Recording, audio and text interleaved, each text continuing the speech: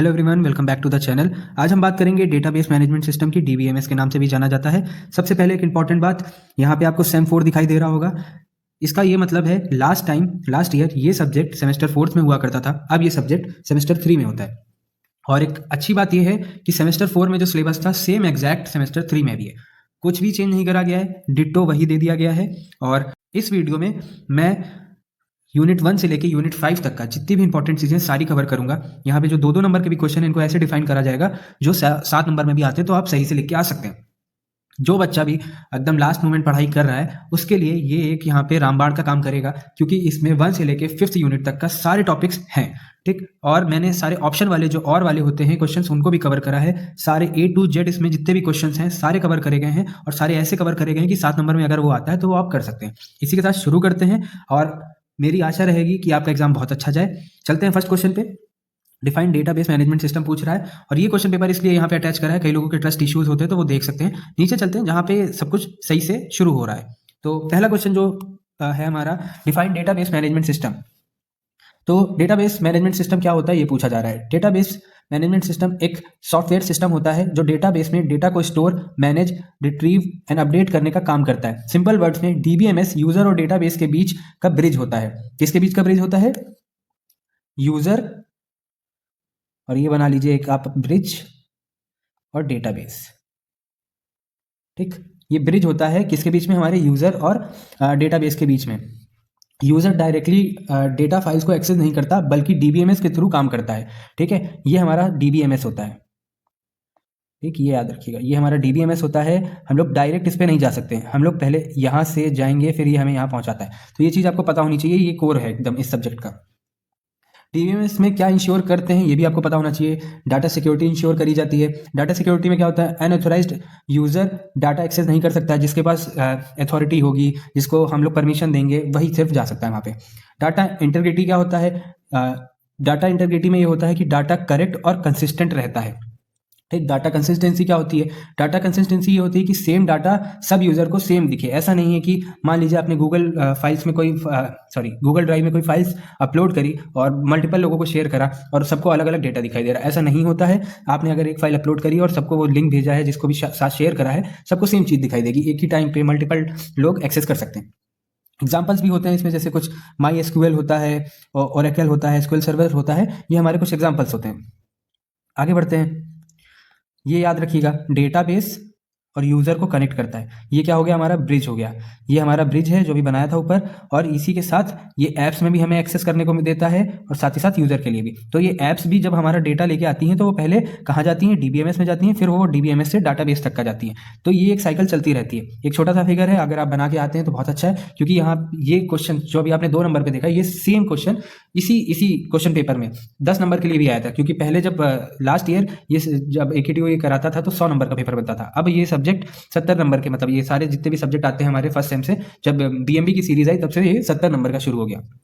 आगे बढ़ते हैं। आई होप आपको डीबीएमएस समझ आ गया होगा। आगे बढ़ते हैं 1बी में पूछ रहा है व्हाट इज द प्राइमरी की एंड कैंडिडेट की। तो कैंडिडेट की पहले समझते हैं, फिर प्राइमरी की पे चलते हैं। कैंडिडेट की वो होता है, वो एट्रीब्यूट या एट्रीब्यूट का सेट होता है जो टेबल का हर रिकॉर्ड यूनिकली आइडेंटिफाई करता है या कर सकता है। ठीक, क्या होता है कैंडिडेट की? वो एट्रीब्यूट या एट्रीब्यूट का सेट जो टेबल का हर रिकॉर्ड यूनिकली आइडेंटिफाई कर सकता है। ठीक, इसकी कंडीशंस भी होती हैं कुछ। एक सेकेंड, तो बात कर रहा था कंडीशंस की। कंडीशंस में क्या होती है? 2 कंडीशंस होती है इसकी, यूनिकनेस और मिनिमैलिटी। तो यूनिकनेस में क्या होता है? डुप्लीकेट वैल्यूज नहीं होनी चाहिए। मिनिमैलिटी में होना चाहिए कि एक्स्ट्रा एट्रीब्यूट नहीं होना चाहिए। ठीक, ये चीज़ें आपको पता होनी चाहिए। 2 कंडीशंस होती हैं इसकी। ठीक, आगे बढ़ते हैं। एक टेबल में मल्टीपल कैंडिडेट्स की हो सकती हैं। ये किसमें होता है? कैंडिडेट की में होती है कि एक टेबल में मल्टीपल कैंडिडेट कीज हो सकती हैं। एग्जांपल के लिए जैसे यहाँ पे एग्जांपल भी दिया गया है कि स्टूडेंट का रोल नंबर हो सकता है, ईमेल आईडी हो सकता है, आधार कार्ड हो सकता है। तो ये सब क्या होता है? स्टूडेंट का यूनिकली आइडेंटिफाई कर सकते हैं, इसलिए ये सब कैंडिडेट्स की कीज हैं। अब कोई स्टूडेंट है, जैसे मान लीजिए कोई स्टूडेंट है राहुल, ठीक, उसका रोल नंबर है 1098 और उसका आधार कार्ड नंबर है कुछ भी है। ठीक, अब वो नहीं पता वो क्या है। तो ये जितनी भी चीज़ें होंगी वो उसकी यूनिक होंगी। राहुल नाम का कोई और भी बच्चा हो सकता है क्लास में, बट उसका यूनिक या रोल नंबर सेम नहीं होगा, रोल नंबर अलग होगा, आधार कार्ड तो बिल्कुल ही सेम नहीं होगा, वो बिल्कुल अलग होगा। तो ऐसे करके क्या होगा कि ये सब स्टूडेंट को यूनिकली आइडेंटिफाई करते हैं, और इसलिए ये सब कैंडिडेट कीज होते हैं।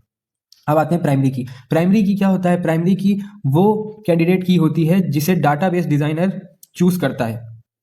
ठीक, इसमें प्रॉपर्टीज क्या होती हैं? नल नहीं हो सकती है, ठीक है, डुप्लीकेट नहीं हो सकती है, और एक ही टेबल में एक ही प्राइमरी की होती है। ठीक, उसमें क्या होती है? मल्टीपल होती है, इसमें क्या होती है? सिर्फ एक ही होती है। रिलेशन क्या होता है दोनों के बीच? मल्टीपल कैंडिडेट कीज में सिर्फ एक ही प्राइमरी की बनती है, ये याद रखिएगा। अगले क्वेश्चन में चलते हैं, question C. Write characteristics of SQL. Characteristics पूछ रहा है SQL. Declarative language. Declarative language में क्या होता है? इसमें पता चलता है यूजर बताता है कि क्या डेटा चाहिए, कैसे लेना है, ये डीबीएमएस डिसाइड करता है। यूजर बताता है कि क्या डेटा चाहिए और कैसे लेना है, ये डेटाबेस मैनेजमेंट सिस्टम डिसाइड करता है। अगला आता है हमारा स्टैंडर्ड लैंग्वेज। स्टैंडर्ड लैंग्वेज में क्या होती है? सब रिलेशनल डीबीएमएस सपोर्ट करते हैं, जैसे कि ओरेकल, माईएसक्यूएल, सब कोई एक्सेप्ट करता है इसको। ठीक, अगला आता है हमारा पोर्टेबल। पोर्टेबल में क्या होता है कि same SQL commands different system पर काम करती हैं, कि जो हमारी सेम एसक्यूएल होती है वो सब किस में काम करती हैं? डिफरेंट सिस्टम में सेम काम करती हैं, मतलब सब में अप्लाई करी जा सकती हैं। ठीक है, सेम जो भी हम कमांड करेंगे उसको हम लोग डिफरेंट सिस्टम में अगर इनपुट देते हैं तो हमें आउटपुट मिलने के पूरे पूरे चांसेस हैं 100%। आगे बढ़ते हैं। आगे हमारा इंटरएक्टिव। इंटरएक्टिव में क्या होता है? यूजर डायरेक्टली कमांड्स को रन कर सकता है। ठीक है, उसमें हमें जरूरत नहीं पड़ती है किसी भी सिस्टम की, तो इसमें डायरेक्टली हम लोग कमांड को रन कर सकते हैं। फिर आता है हमारा क्लाइंट सर्वर आर्किटेक्चर। इसमें क्या होता है कि सर्वर और यूजर अलग अलग होते हैं। ठीक है, अलग अलग काम करते हैं, अलग अलग चीजें होती हैं। जैसे कि एग्जाम्पल के लिए आपके सामने कि आप इंस्टाग्राम चलाते हैं, वहाँ पे आप किसी को मैसेज भेजते हैं, तो वो अलग अलग चीज़ें काम करती हैं। है तो सब एक ही से कनेक्टेड, बट दोनों का सर्वर अलग अलग काम करता है। कहीं ना कहीं आपको पता होगा उसके लिए मैसेंजर वो काम करता है। ठीक, अब उन्होंने मर्ज कर दिया है, बट पहले क्या होता था? मैसेंजर काम करता था, तो वो उसके सर्वर्स अलग हुआ करते थे। अब सब कुछ बीटा के अंदर आ चुका है, वो फिर एड्स हो या फिर वो फेसबुक हो, वो इंस्टा हो, थ्रेड्स हो, सब कुछ एक ही, पर सर्वर्स उन्होंने अलग अलग बनाए थे, पर डेटाबेस सबका सेम था। आई होप आपको समझ में आ रहा होगा। नेक्स्ट क्वेश्चन पे चलते हैं। What is normalisation? नॉर्मलाइजेशन पूछ रहा है क्या होता है। नॉर्मलाइजेशन एक डेटाबेस डिजाइन प्रोसेस है जिसमें डेटा को प्रॉपर्ली ऑर्गेनाइज किया जाता है। इसका पर्पस क्या होता है? पर्पस ये होता है हमारा कि डाटा रिडंडेंसी कम करना और डाटा एनोमलीज अवॉइड करना। एनोमलीज का मतलब होता है एक्सपेक्टेशंस या किसी टाइप के स्टैंडर्ड्स। ठीक, इसमें एक बड़ी टेबल को छोटी रिलेटेड टेबल में डिवाइड किया जाता है। ठीक, बेनिफिट क्या होते हैं? डाटा कंसिस्टेंट रहता है, डाटा इंटीग्रेटेड रहता है और स्टोरेज इफिशियंट होती है। ठीक है, इसका मेन ऑब्जेक्टिव ये होता है कि सिर्फ एक फैक्ट सिर्फ एक ही जगह स्टोर होना चाहिए, मल्टीपल जगह पे नहीं स्टोर होना चाहिए, इसलिए इसको एक ही जगह रखा जाता है। आगे चलते हैं। पूछ रहा है गिव डिफरेंट डीबीएमएस लैंग्वेज। अब डिफरेंट डीबीएमएस लैंग्वेज बहुत सारी होती हैं, आपको पता होना चाहिए क्या क्या होती हैं। डीडीएल होती है पहला हमारा data definition language. Data definition language में क्या होता है? डाटा स्ट्रक्चर डिफाइन करा जाता है। ठीक है, इसमें कमांड्स कौन से होते हैं? Create, alter, drop. ठीक, फिर आता है हमारा डीएमएल। डीएमएल, ये एक और बात बता दूं, ये क्वेश्चन छोटे में भी पूछा गया है, बड़े में भी पूछा गया है, तो ये चीज़ आपको ध्यान रखनी है। ठीक, बड़े में थोड़ा और अच्छे से डिस्क्राइब करना होता है, छोटे में आप कीवर्ड्स के सहारे भी आंसर लिख के आ सकते हो। फिर आता है हमारा डीएमएल। डीएमएल में होता है डाटा मैनिपुलेशन लैंग्वेज। इसमें होता है टेबल के डाटा के साथ काम करता है, टेबल के डाटा के साथ काम करता है। इसमें कमांड्स क्या होते हैं? Insert, update, delete, select. ये चीज़ें आपको याद रखनी है, क्योंकि अब आईटी में है आप, और आईटी में थोड़ी बहुत कोडिंग वगैरह हमारे में नहीं है, पर तब भी आपको पता होना चाहिए। ठीक, कि क्या होता है, कैसे होता है। कई बच्चों ने आईटी ले ली है, बट उनको ये नहीं पता है कि उसमें होता क्या है। इन्फॉर्मेशन टेक्नोलॉजी मैनेजमेंट की बात करी जा रही है, तो थोड़ा बहुत आपको कोर भी पता होना चाहिए। फिर आता है हमारा डीसीएल, डाटा कंट्रोल लैंग्वेज। इसमें क्या होता है? एक्सेस कंट्रोल के लिए होता है। इसमें कमांड्स क्या होने चाहिए हमारे? ग्रांट और रिवोक, मतलब परमिशन देना या परमिशन ले लेना, मतलब जो परमिशन दी उसको वापस कर लेना। फिर आता है हमारा टीसीएल। टीसीएल होता है हमारा ट्रांजेक्शन कंट्रोल लैंग्वेज। इसमें क्या होता है कि ट्रांजेक्शन मैनेज करते हैं। इसमें कमांड क्या होता है? कमिट या रोल बैक। सेम चीज, इसमें भी परमिशन एक तरीके से दे देना या उसको वापस ले लेना। फिर आता है हमारा 1F। अब इसमें कह रहा है कि syntax language, sorry, write syntax and explain the create table command. अब सिंटेक्स एक तरीके की लैंग्वेज होती है एसक्यूएल की, तो उसके लिए यूज करा जाता है। अब यहाँ पे आपके सामने एक पूरा कोड लिखा हुआ है, ठीक, और यहाँ पे एक एग्जाम्पल लिखा हुआ है। अगर एग्जाम में आता है तो क्या करके आना है वो आपको ध्यान रखना है। पहले आप लिखेंगे क्या? क्रिएट, और सब कुछ मैं यहाँ पे स्मॉल लेटर में लिख रहा हूँ, बट आप यहाँ पे टेबल जो पहला लिखेंगे वो आप कैपिटल लेटर्स में लिखेंगे। फिर उसके बाद क्या लिखेंगे? इसी के थोड़ा सा स्पेस छोड़ने के बाद यहाँ पे लिखेंगे टेबल नेम, सॉरी नेम। ठीक, अब जस्ट नीचे आएंगे, इसी के जस्ट नीचे, इसी के जस्ट नीचे, लाइन नहीं खींचनी है, बताने के लिए बता रहा हूँ आपको, लाइन वाइन नहीं खींचनी है। फिर यहाँ लिखेंगे कॉलम, कॉलम और अंडर स्कोर नेम। ठीक, फिर यहाँ जस्ट इसके नीचे लिखेंगे डेटा टाइप, और फिर यहाँ पे लिखेंगे फिर कॉलम अंडर स्कोर नेम, और यहाँ पे लिखेंगे फिर से डेटा टाइप। अब ये चीज़ चलती रहती है चलती रहती है चलती रहती है चलती रहती है, बट आपको 2 ही 3 के बारे में बताना है जिससे लोगों को पता होना चाहिए क्या होता है, ठीक। और यहाँ पे एक यहाँ पे लगा देना है आपको ब्रैकेट ओपन के लिए, और यहाँ पे आके जब मान लीजिए आपको यहीं ख़त्म कर देते हैं या यहाँ आके जहाँ पे भी आप इसको ख़त्म करते हैं वहाँ पे आके क्लोज करके ये बना देना है, ठीक। ये आपका क्या हो जाएगा कि आपको एसक्यूएल का सिंटेक्स लैंग्वेज पता है। थोड़ा बहुत कोडिंग जैसा लग रहा होगा, बट एग्जाम्पल भी नीचे दिया गया है कि क्या करना होता है, ठीक। एग्जाम्पल में यहाँ पे देखो टेबल नेम, ठीक, फिर नेम ऑफ द टेबल जो भी आप रखना चाहें, ठीक। तो साथ ही साथ यहाँ पे बताया भी गया है कि यहाँ पे क्रिएट करी टेबल स्टूडेंट्स, देखो यहाँ पे जो सेम चीज़ बताई थी ना, देखो ब्रैकेट खोला, साफ करके बताता हूँ। तो यहाँ पे क्या करा, देखो ब्रैकेट खोल दिया है, ठीक, और यहाँ देखो नीचे ब्रैकेट क्लोज करके बना दिया है। तो ये चीज़ आपको ध्यान में रखनी है। पहले वाले में जैसे क्या है कि हमने कॉलम नेम क्या रखा है, आईडी, ठीक, फिर ये हो सकता है इंटरनेशनल या जो भी आप चाहें, फिर यहाँ पे रखा नेम, ये क्या है कॉलम नेम है, फिर डाटा टाइप है, ये क्या है हमारा कॉलम नेम है, ये हमारा डेटा टाइप है। ये चीज़ आपको ध्यान रखनी है। हम लोग क्रिएट टेबल कर रहे हैं किसके लिए, स्टूडेंट के लिए, तो उसके बारे में इंफॉर्मेशन वगैरह जो भी। अब आगे बढ़ते हैं। 1G में पूछ रहा है कि हमें बताना है कि list various aggregates function of SQL. अब एसक्यूएल के जो फंक्शंस होते हैं वो आपको पता होने चाहिए, क्या उसमें क्या करना होता है, ठीक है। Count bracket close open, count number of rows, sum, adds numeric values, average, calculates average, mean, find smallest value, max, find largest value. Purpose क्या होता है, इसका पर्पस भी पता होना चाहिए। ये फंक्शंस ग्रुप ऑफ रोज पर कैलकुलेशन के लिए यूज होता है। आगे बढ़ते हैं। 1H में कह रहा है कि डेडलॉक क्या होता है, व्हाट इज डेडलॉक। अब डेडलॉक आपको पता होना चाहिए क्या होता है। डेडलॉक वो सिचुएशन होती है जब 2 या ज़्यादा ट्रांजेक्शन एक दूसरे को रिसोर्सेज का वेट कर रहे होते हैं, ठीक है। कोई भी ट्रांजेक्शन आगे नहीं बढ़ पाती, क्या हो जाता है कि फंस जाती। मान लीजिए 2 ट्रांजेक्शन है, एक जगह जानी है, ठीक, यहाँ से निकली, यहाँ से ये भी निकली। अब यहाँ पे जाके ये रिसीवर जो है वहाँ तक का नहीं पहुँच पा रही है, ये प्रोसेस नहीं हो पा रही है, ये दोनों यहीं आके फंस गई हैं। ये वाली जो प्रोसेस होती है या ये जो पॉइंट होता है इसको हम लोग कहते हैं डेडलॉक, ठीक, ये समझ लीजिए। तो इसमें क्या होता है, 2 या ज़्यादा ट्रांजेक्शन एक दूसरे के रिसोर्स का वेट कर रहे होते हैं, कोई भी ट्रांजेक्शन आगे नहीं बढ़ पाता है, ये हमारा होता है डेडलॉक। एग्जाम्पल मान लीजिए T1 के पास, यहाँ पे एग्जाम्पल दिया गया है कि T1 के पास रिसोर्स A है और वो B का वेट कर रहा है, और T2 के पास रिसोर्स B है, वो A का वेट कर रहा है। यहाँ पे जो मैंने एग्जाम्पल दिया, जो बनाया फिगर, वो एक ही जगह पे 2 रिसोर्स जाने की बात हो रही थी, बट यहाँ पे जो एग्जाम्पल दिया गया है, यहाँ पे मान लीजिए एक कोई A है और कोई B है, ठीक है। उनके पास, हमारे पास एक T1 रिसोर्स है, एक T2 रिसोर्स है, ठीक। अब बात यह है कि इनके पास T1 के पास A है, इन्होंने ये होल्ड कर रखा है, अब इनको B चाहिए, ठीक, पर वो नहीं जा पा रहा है। कलर चेंज कर देता हूँ तो थोड़ा और समझ में आएगा कि वो यहाँ पे जाना चाहता है, और ऐसे ही B के पास ये जाना चाहता है, और इनके पास कौन सा है, इनके पास ये वाला ग्रीन वाला है इनके पास, ठीक। अब ये जो बीच में पॉइंट बना है ना हमारा ब्लू वाला जो सेंटर पे, ये इस पॉइंट को कहते हैं डेडलॉक, कि 2 रिसोर्सेस एक उस पर आके रुक गई हैं। अब वो उसका वेट कर रहा है, वो उसका वेट कर रहा है, कंप्लीट नहीं हो पा रहा है, तो ये कहते हैं इसे डेडलॉक।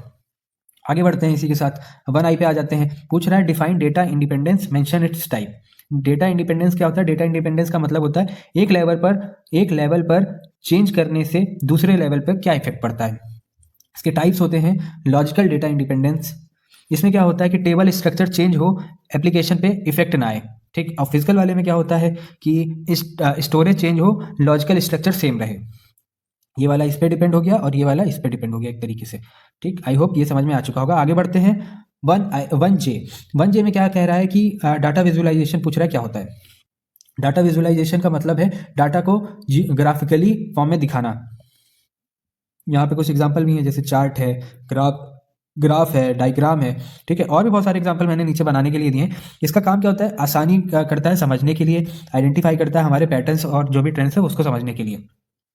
नीचे यहाँ पे KPIs है, टेबल्स है, बार चार्ट है, लाइन चार्ट्स है, डोनट चार्ट्स है, ट्री मैप है, बुलेट चार्ट है, स्कैटर प्लॉट्स हैं, जियो मैप्स हैं, रेडिकल चार्ट्स हैं। तो अगर आप लोग को याद होगा कि 7 QCs पूछे गए थे प्रीवियस एग्जाम्स में, तो वहाँ पे भी ऐसे कुछ था, बार चार्ट थे, स्कैटर प्लॉट्स थे, ठीक है। तो वैसे ही करके इसमें भी सेम चीज़ें बतानी है आपको। डाटा विजुअलाइजेशन आता है तो वो 7 QCs अगर आपको याद है तो आप वो भी लिख के आ जाइए, वो भी सही है।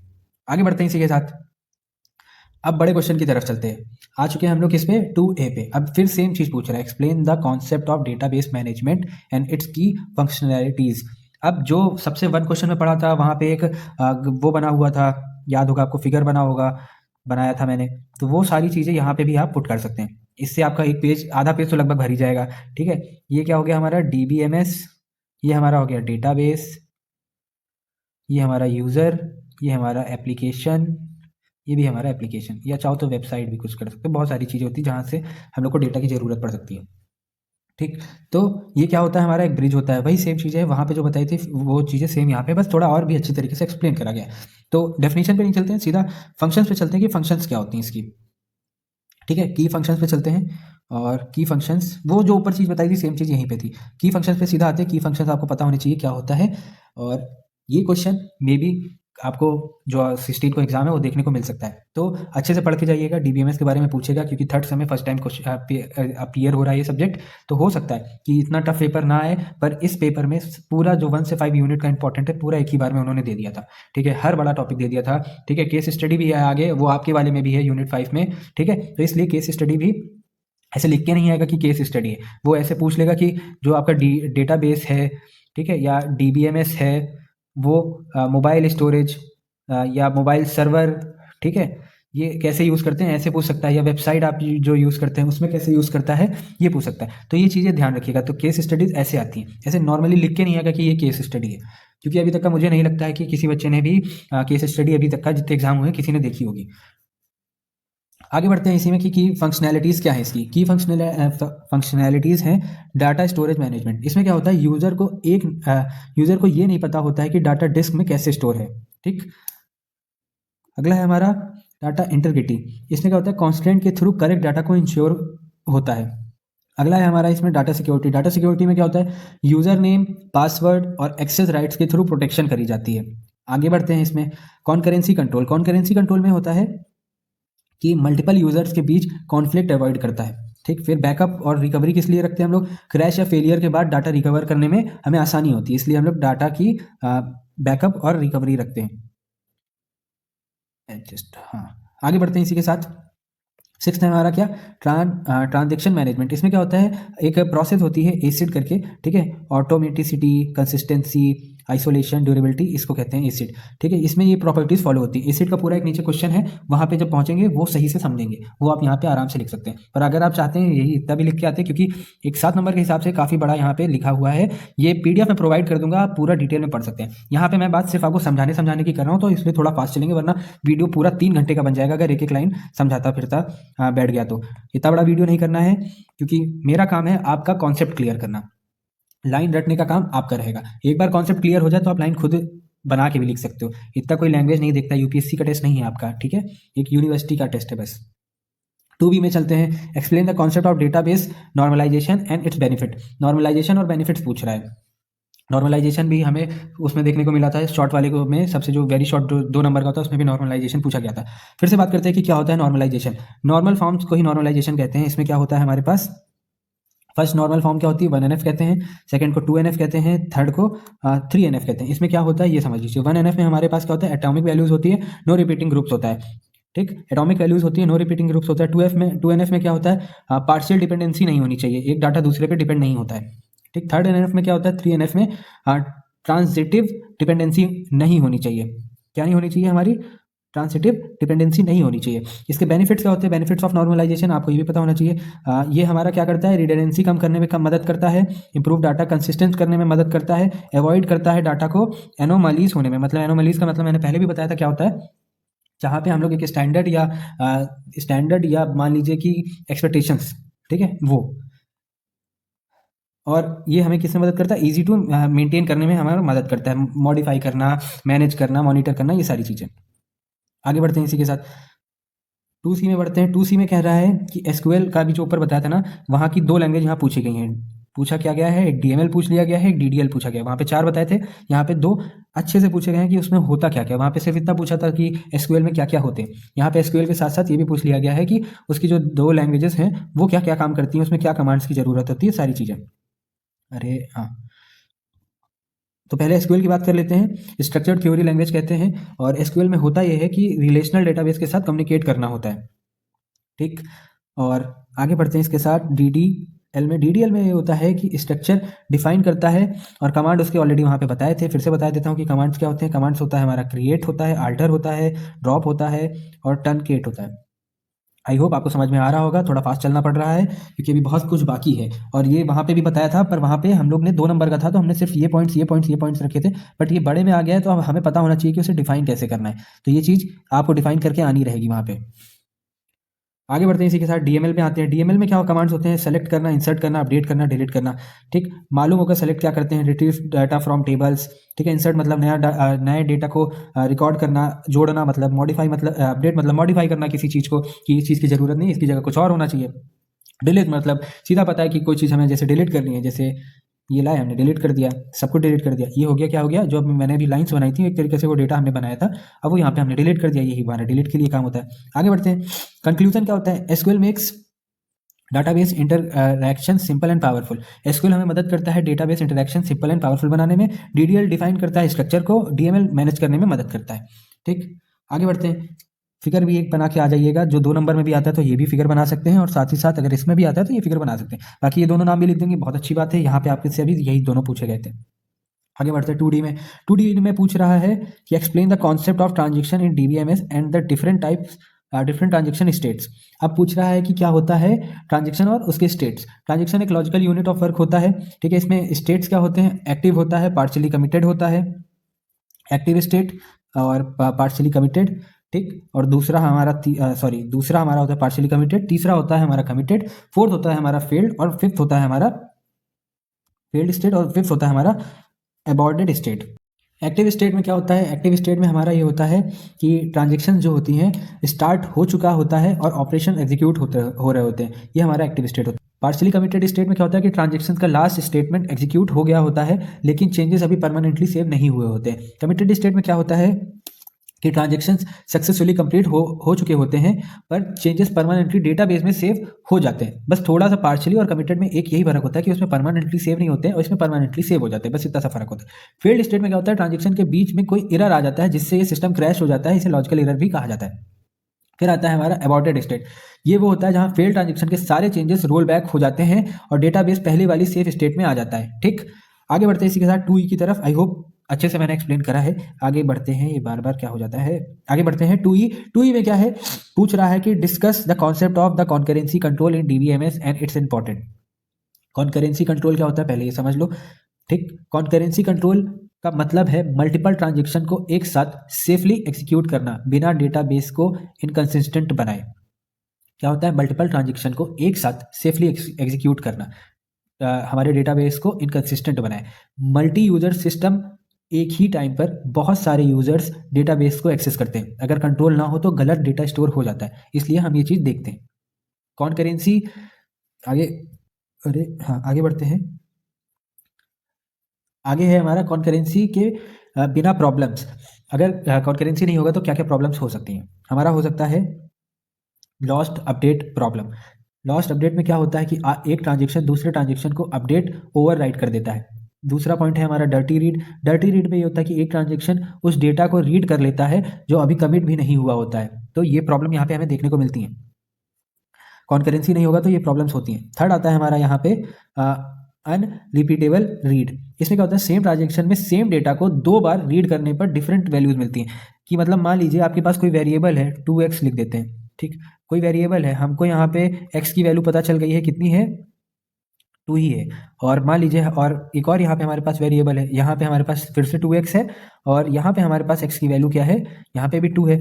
पर जब हमने इसमें करा तो 2 × 2 4 मिला, पर जब हमने इसमें करा 2 × 2 और यहाँ पे हमें 5 मिला। तो ये हमें जो एरर देखने को मिल रहा है इससे हमें बताता है सेम चीज़ हमें करी, हमने सेम चीज़ डाली पर तब ये हमें आंसर 2 मिल गए। तो ये 2 डिफरेंट वैल्यूज मिलने की वजह से यहाँ पे अनरिपीटेबल रीड हो जाता है। कि मान लीजिए यहाँ पे ऐसा कोई सिस्टम या प्रोग्राम लगाया गया हो जिसकी वजह से यहाँ पे हमें 5 देखने को मिल रहा हो, तो ये सारी चीज़ें नोटिस करी जाती हैं, देखी जाती हैं, समझी जाती हैं।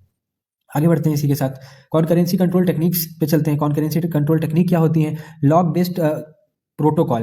ट्रांजेक्शन डेटा यूज करने से पहले लॉक लगाते हैं। ठीक है, इसमें क्या होता है कि रीड के लिए शेयर्ड लॉक होता है और राइट के लिए एक्सक्लूसिव लॉक होता है, ये भी आपको पता होना चाहिए।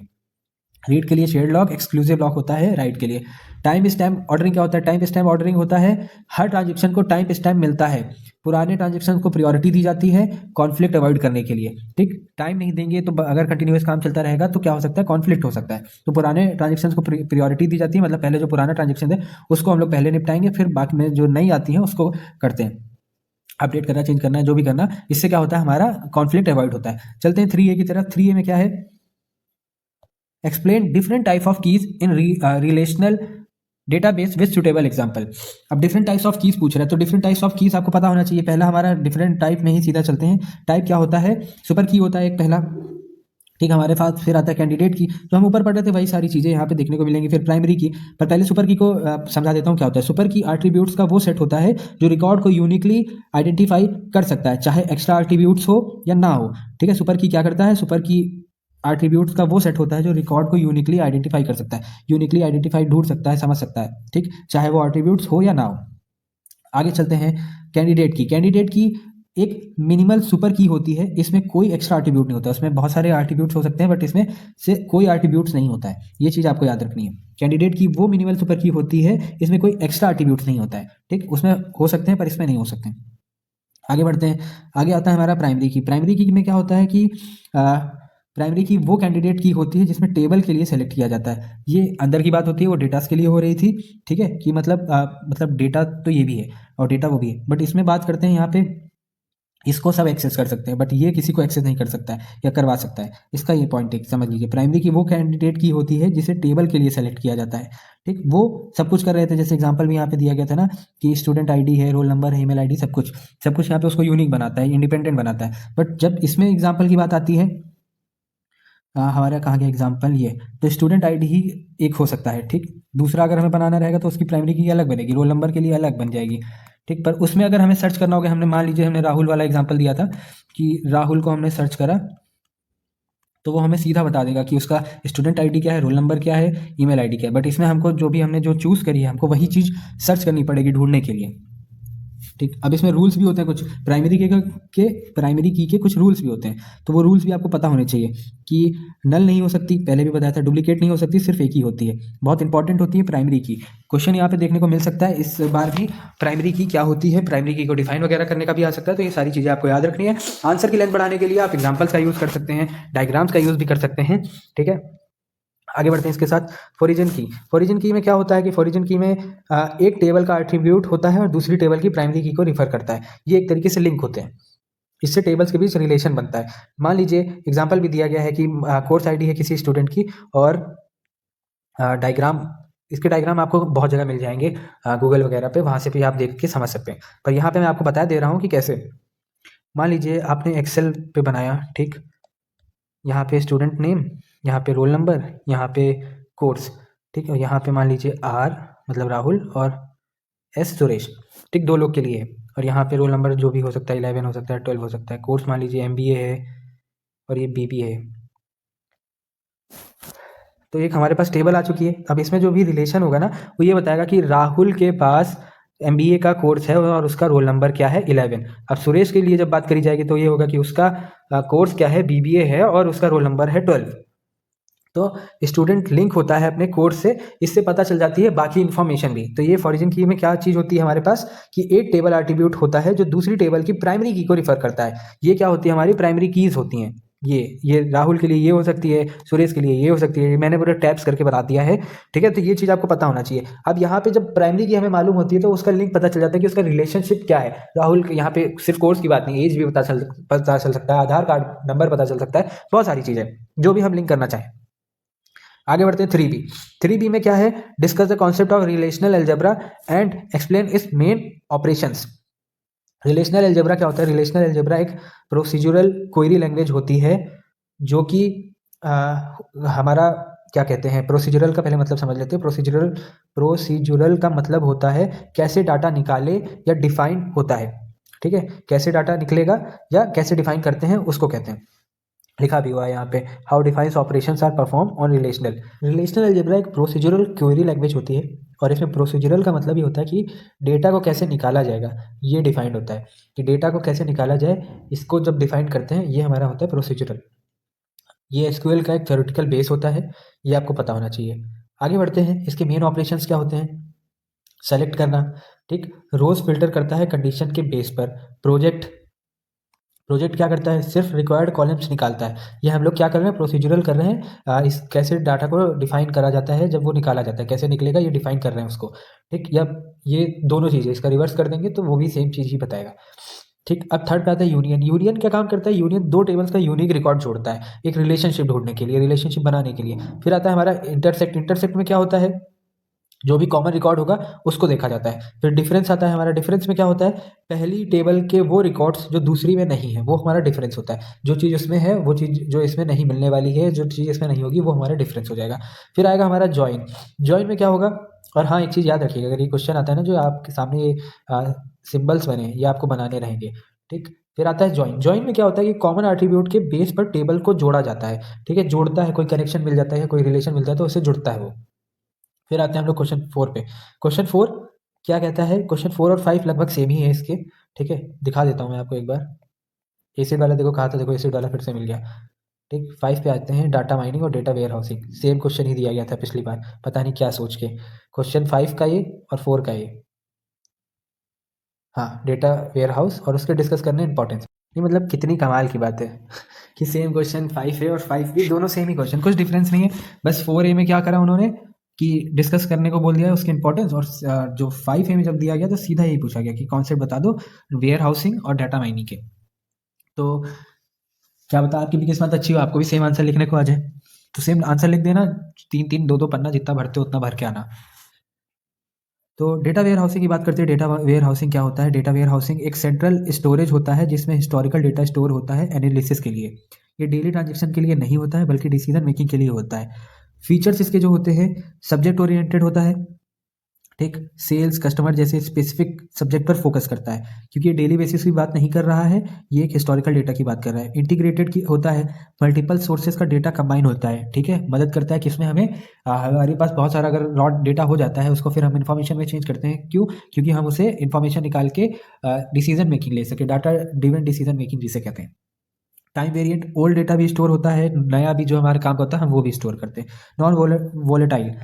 नॉन वोलेटाइल का मतलब होता है डाटा फ्रिक्वेंटली चेंज नहीं होता है, कि अगर आज बारिश हुई कल नहीं हुई तो इस हिसाब पे चेंज नहीं करेंगे हम लोग। देखेंगे कि पिछले साल कितनी बारिश हुई थी, इस साल कितनी बारिश हुई या उससे पहले कितनी बारिश हुई, इन चीज़ों पे कंपैरिजन करेंगे, डेली बेसिस पे नहीं करेंगे। फिर आता है हमारा डेटा माइनिंग। डेटा माइनिंग में क्या होता है?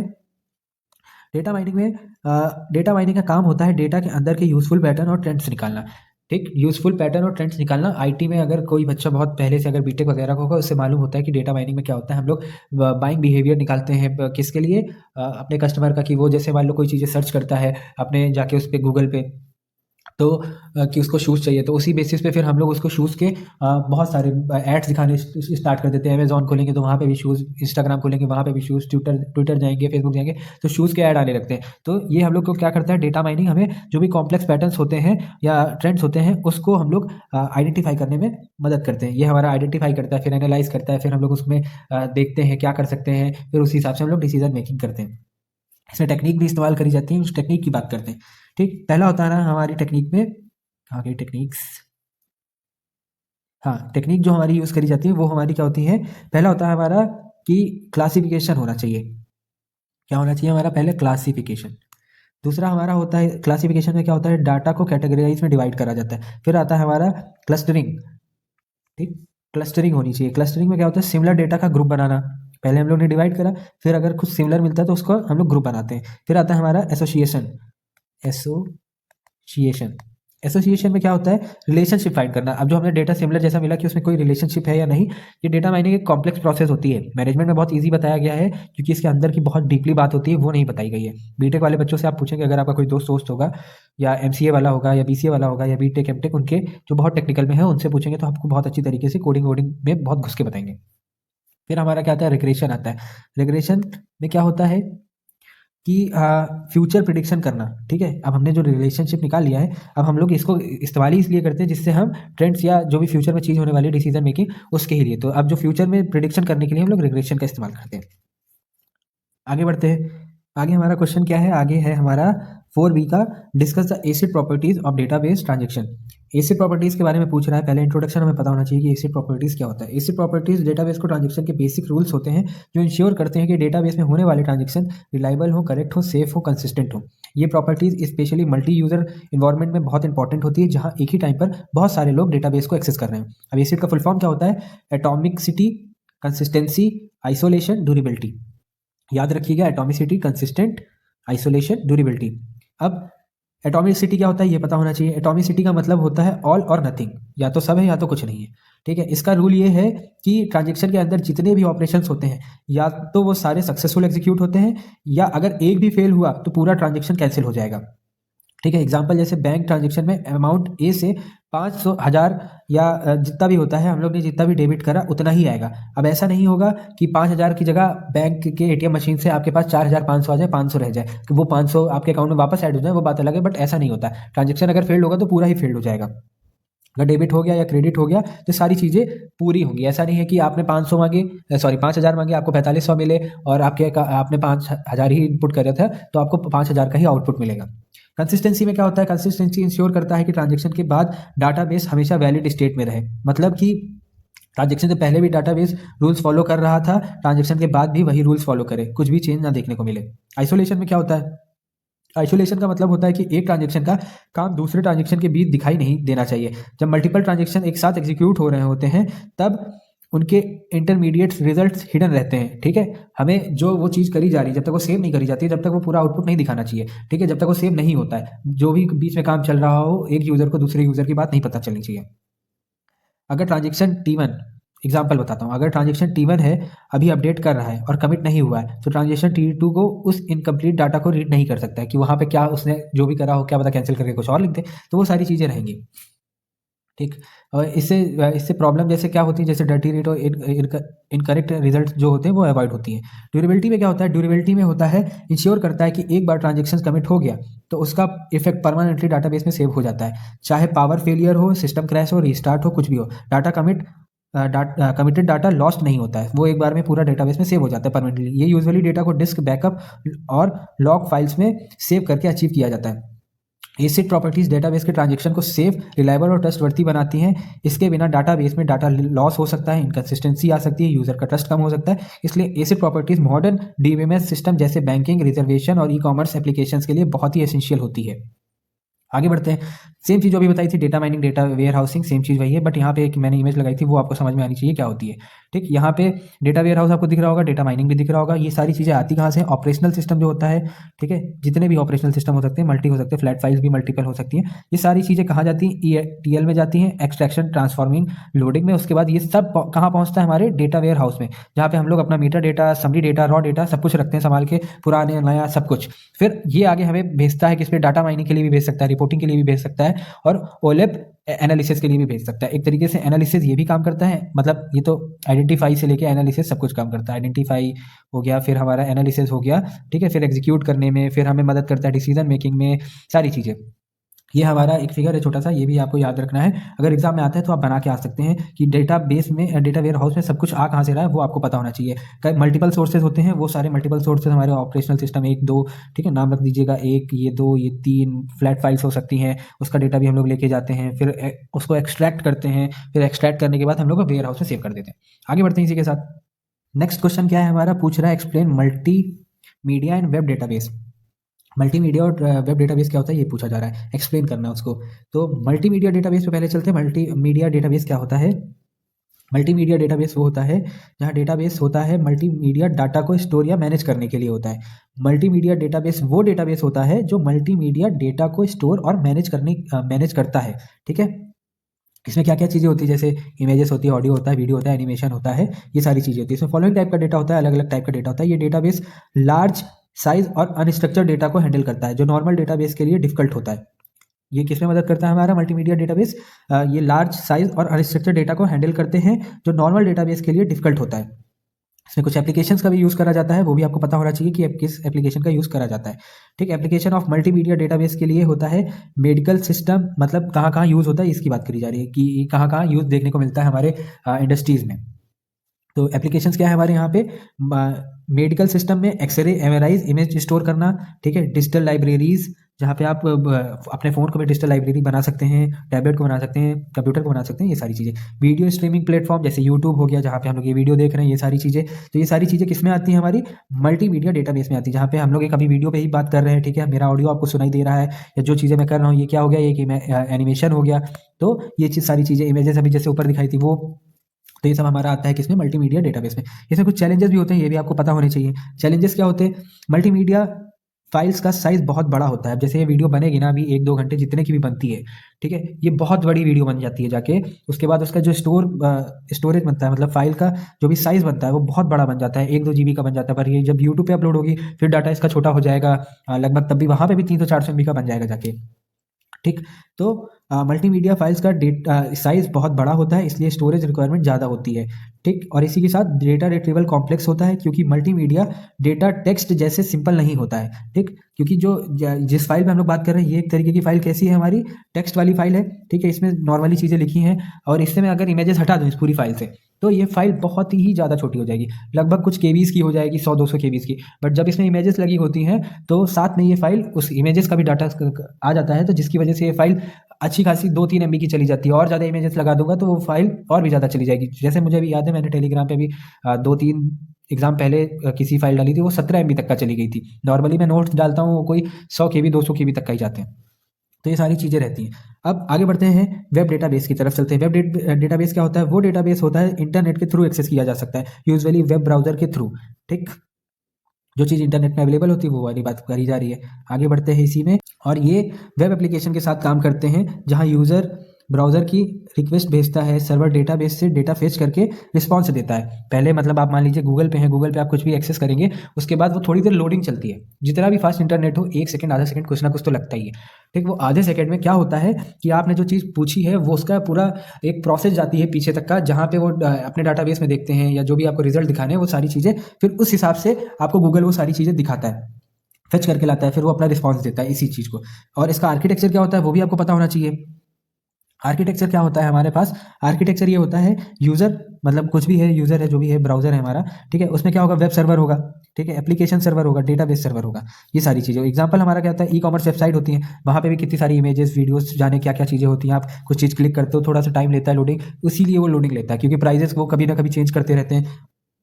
तो प्राइजेस जो चेंज हो रहे हैं वो डेटाबेस में नया ऐड करा जा रहा है, नया प्राइसेस को ऐड करते हैं या पुराने प्राइसेस को हटाते हैं, ये सारी चीज़ें। तो ये सारी चीज़ों को ही एक्यूरेटली आपको दिखा सके, इसलिए वो थोड़ा सा 1-2 सेकंड का टाइम लगता है। जितना भी फास्ट इंटरनेट क्यों ना हो, धीरे इंटरनेट होता है तो और धीरे काम करता है। ऑनलाइन बैंकिंग सिस्टम हो गया जैसे, ठीक है, किसी को आपने पेमेंट करना है तो वो सारी चीज़ों में भी थोड़ा थोड़ा टाइम लगता है, तुरंत नहीं हो पाता है, क्योंकि पहले कहीं रिक्वेस्ट जाती है, फिर वहाँ से वो अप्रूव होती है, या वो ऐसा ऑटोमेटेड सिस्टम बनाया जाता है कि ये चीज़ है तो ये ऑथेंटिक यूज़र है, इसने सही चीज़ मांगी है, सही चीज़ करी है, तो इसको ये रिजल्ट दिया जाए। कॉलेज हो, यूनिवर्सिटी का पोर्टल हो, या केटीयू का पोर्टल, आप लोग की बड़ी शिकायतें रहती हैं, कैसा है, कभी काम ही नहीं करता सही से, तो वो सारी चीज़ें भी डे टू डे अपडेट करी जाती हैं, जब चेंजेस की ज़रूरत होती है तब चेंजेस करी जाती हैं। तो कंक्लूजन समझ लो इसका क्या होता है, एक तरीके से multimedia data base complex media data को मैनेज करते हैं, जबकि वेब डेटाबेस यूजर को online real time access provide करते हैं। दोनों मॉडर्न एप्लीकेशन के लिए बहुत इंपॉर्टेंट होते हैं, ठीक है। इमर्जिंग टेक्नोलॉजीज में अगर ये आता है तो ये भी आप लिख के आ सकते हैं। आगे बढ़ते हैं हम लोग 6A की तरफ चलते हैं। 6A में है स्पेशल एंड जियोग्राफिकल डेटाबेस। ये वो वाला स्पेशल नहीं है, याद रखना, ठीक, ये वो वाला स्पेशल नहीं, ये भी स्पेशल बोला जाता है, और ये स्पेशल अलग है, वो स्पेशल अलग है, ये खास वाला है और ये नाम वाला है। अब चलते हैं कि पहले पता होना चाहिए इंट्रोडक्शन क्या है इसका, ठीक है।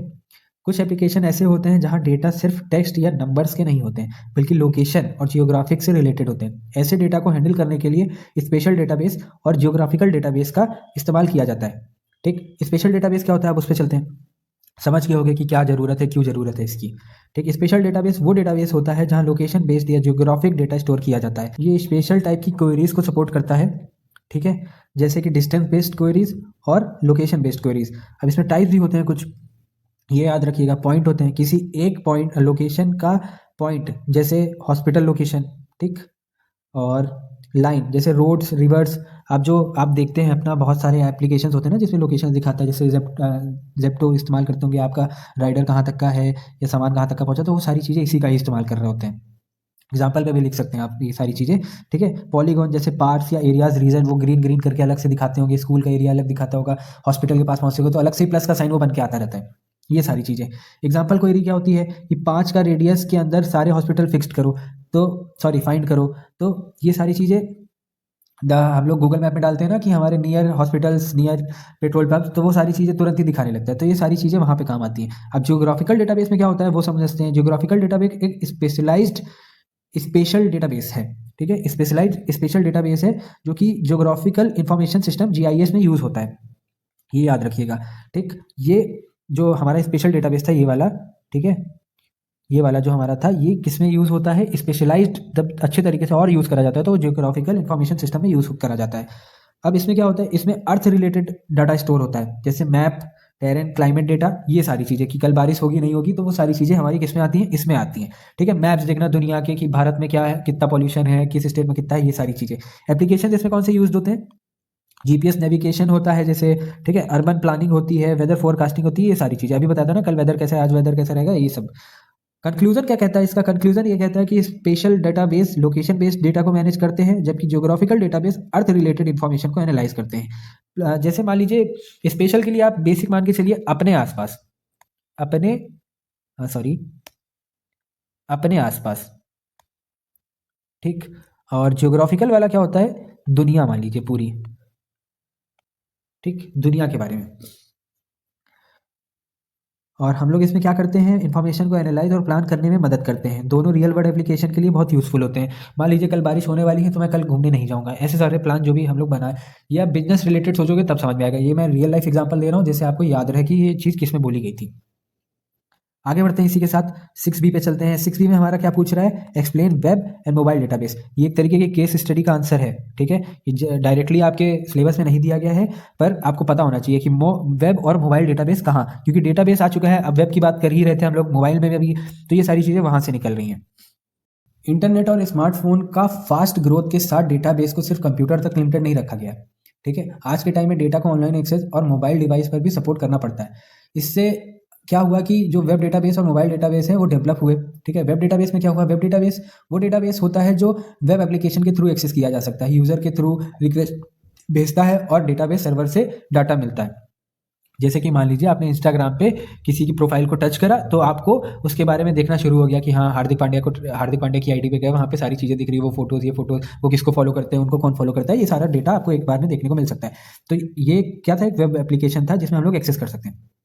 फीचर्स क्या होते हैं, सेंट्रलाइज डेटा होता है, डाटा एक ही सर्वर पर स्टोर होता है, ठीक है, रियल टाइम अपडेट होता है, चेंजेस तुरंत रिफ्लेक्ट होते हैं। मान लीजिए आप उसको कोई फॉलो करता है, मतलब हार्दिक पांड्या को कोई फॉलो करते हैं और उसके बाद आपने पेज रिफ्रेश करा तो वहाँ पे 1-2 लोग और बढ़ गए, मतलब मैं सेकंड्स की बात कर रहा हूँ, 1-2 तो तभी छोटा नंबर है, हज़ारों 2 हज़ारों लोग पर सेकंड बढ़ते हैं उनके, तो ठीक।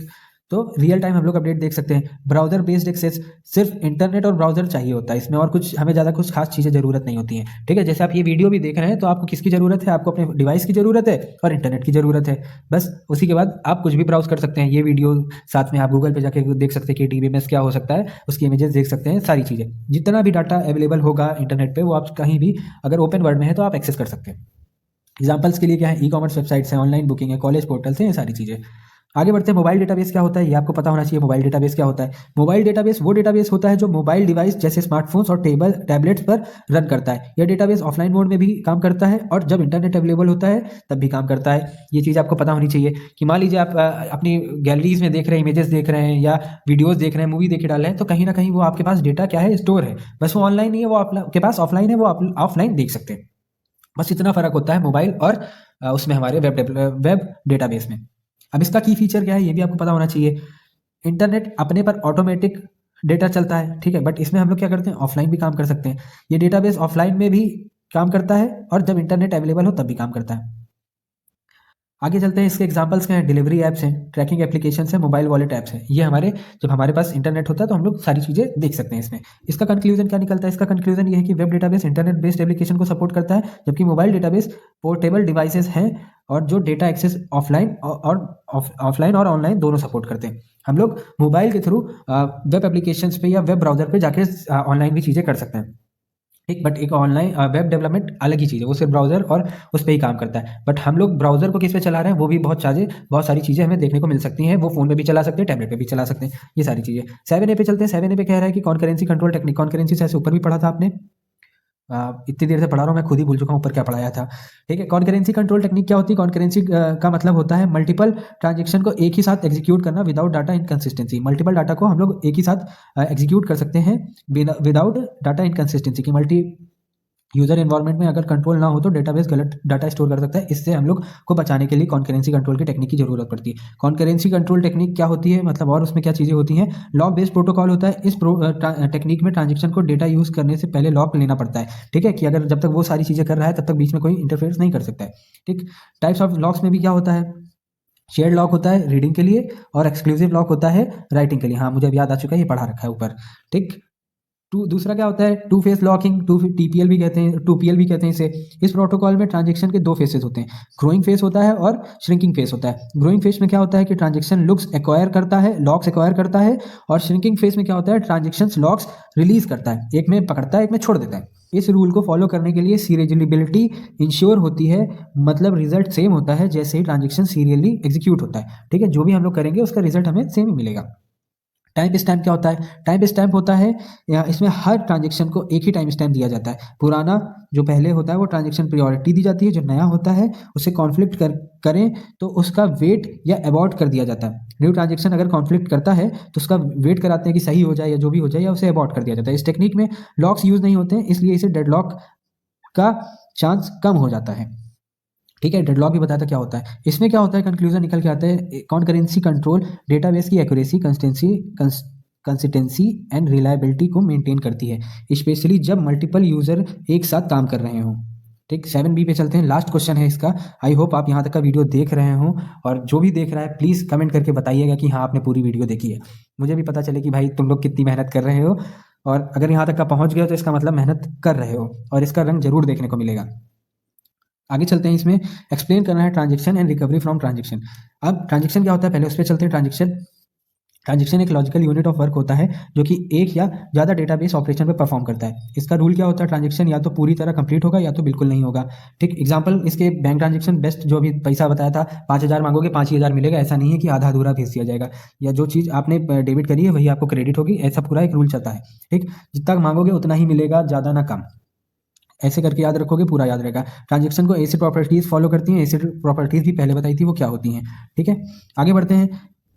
अब इसकी रिकवरी के लिए पूछ रहा है कि रिकवरी के लिए क्या होता है। ये रहा, रिकवरी के लिए क्या होता है? रिकवरी का मतलब होता है फेलियर के बाद डेटाबेस को प्रीवियस कंसिस्टेंट स्टेट में लाना। जो हमारे पास पहले डेटा था उसमें हम वापस कैसे ला सकते हैं। फेलियर के रीजंस हो सकते हैं, पावर फेलियर हो सकता है, सिस्टम क्रैश हो सकता है, हार्डवेयर फेलियर हो सकता है। ये क्वेश्चन भी सेम हमें ऑलरेडी देखने को मिला था, उस पर भी हम लोग ने सेम बातें करी थी रिकवरी के लिए। ठीक है, तो कहीं ना कहीं बहुत सारे जो हमारे कुछ बार बार सेम चीज़ें देखने को मिलती हैं। ठीक है, मतलब मैं एग्जाम के हिसाब से बता रहा हूँ कि बार बार एक ही चीज़ बार बार देखने को मिल रही है, तो आप एक ही आंसर को कई जगह लिख सकते हैं। ठीक है, घुमा फिरा के। आपको इसमें ज़्यादा रटने की जरूरत नहीं है, समझ गए एक बार तो आप पूरा करके पेपर आ सकते हैं आराम से, और बहुत अच्छे नंबर स्कोर कर सकते हैं। अब रिकवरी टेक्निक्स हमें पता होनी चाहिए क्या होती है। लॉग बेस्ड रिकवरी होती है। डीबीएमएस का हर ट्रांजेक्शन का रिकॉर्ड एक लॉग फाइल में मेंटेन करता है। ठीक है, लॉग नहीं, लॉग लॉग। ठीक, अगर फेलियर होता है, इनकम्प्लीट ट्रांजेक्शन को रोल बैक किया जाता है, कंप्लीट ट्रांजेक्शन को रीडू करा जाता है। ठीक है, तो ये हम लोग करते हैं कब? जब हमें मेंटेन करना होता है अपना लॉग रिकॉर्ड। फिर आता है हमारा चेकिंग पॉइंट। चेकिंग पॉइंट में क्या होता है? टाइम टाइम पर डीबीएमएस डेटाबेस को स्नैपशॉट सेव करता है। मान लीजिए कुछ टाइम बाद आप अपने डेटा को सेव कर लेते हैं एक सर्टेन टाइम ऑफ इंटरवल में, कि मान लीजिए कि आपका डेटा यहाँ से अगर यहाँ सेव नहीं कर पाए, ये डेटा उड़ गया, तो आपके पास इतना डेटा तो रहना चाहिए, आप दोबारा यहाँ से बना सकें। अगर यहाँ भी नहीं सेव करोगे तो पूरा डेटा उड़ जाएगा, जिसका कोई मतलब ही नहीं निकलता है आपके काम करने का। तो जितने भी लोग होते हैं जो भी अपने एक्सेल बनाते हैं, पीडीएफ बनाते हैं, कुछ भी करते हैं, वो अगर बहुत बड़ी बनाते हैं तो टाइम टाइम पे सेव करते रहते हैं, कि मान लीजिए अगर कोई दिक्कत आ जाती है, पावर क्रैश हो जाता है, सिस्टम खराब हो जाता है, कुछ भी हो जाता है, तो पूरा आपका डेटा ना खोए, जहाँ तक का सेव करा था आपको वहाँ से आपका डेटा मिल जाए। ठीक, सिर्फ लास्ट चेक पॉइंट के बाद एक ऑपरेशन रिकवर हो जाते हैं आराम से, इसमें चेक पॉइंटिंग में ये होता है। ठीक, कंक्लूजन इसका क्या कहता है? ट्रांजेक्शन और रिकवरी मैकेनिज्म डेटाबेस को सेफ, रिलायबल और कंसिस्टेंट बनाते हैं, इवन जब सिस्टम फेल हो जाता है तब भी। ठीक है, इसमें करते हैं ensure reliability, consistent and safety of data even after the system failure. अगर सिस्टम फेल भी हो जाता है तब भी हम अपना रिलायबिलिटी और कंसिस्टेंट और सेफ्टी इंश्योर कर सकते हैं। आई होप आपको सब कुछ समझ में आ गया होगा। अगर आप ये वीडियो पूरा देख रहे हैं तो प्लीज़ कमेंट करके बताइएगा कि कैसा लगा। जो भी आपके फीडबैक्स हैं या डाउट्स हैं मुझे ज़रूर बताइएगा, मैं उस पर काम करूँगा। और आपके एग्ज़ाम के लिए ऑल द बेस्ट। मिलते हैं नेक्स्ट एग्ज़ाम की तैयारी में, तब तक के लिए जय हिंद, जय भारत।